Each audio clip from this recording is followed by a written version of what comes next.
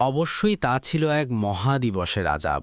১৯০ নিশ্চয়ই এতে অনেক নিদর্শন রয়েছে, আর তাদের অধিকাংশই মুমিন ছিল না। ১৯১ আর নিশ্চয়ই তোমার রব তিনি তো মহাপরাক্রমশালী, পরম দয়ালু।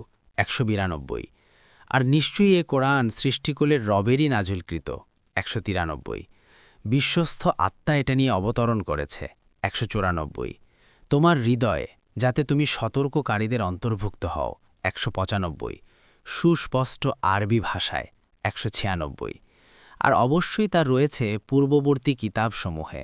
১৯৯৭ এটা কি তাদের জন্য একটি নিদর্শন নয় যে বনি ইসরায়েলের পণ্ডিতগণ তা জানে? ১৯৯৮ আর আমি যদি এটাকে কোনো অনারবের প্রতি নাজিল করতাম।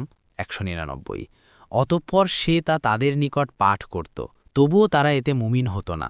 ২০০ এভাবেই আমি বিষয়টি অপরাধীদের অন্তরে সঞ্চার করেছি।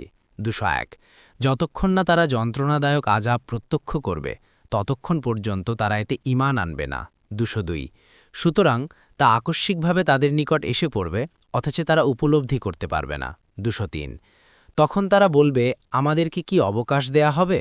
২০৪ তাহলে কি তারা আমার আযাব ত্বরান্বিত করতে চায়? ২০৫ তুমি কি লক্ষ্য করেছ আমি যদি তাদেরকে দীর্ঘকাল ভোগবিলাসের সুযোগ দিতাম? ২০৬ অতঃপর তাদেরকে যে বিষয়ে ওয়াদা করা হয়েছে তা তাদের নিকট এসে পড়ত। ২০৭ তখন যা তাদের ভোগবিলাসের জন্য দেয়া হয়েছিল তা তাদের কোনোই কাজে আসত না। ২০৮ আর আমি এমন কোনো জনপদকে ধ্বংস করিনি যাতে কোনো সতর্ককারী আসেনি। ২০৯ এটা উপদেশ স্বরূপ,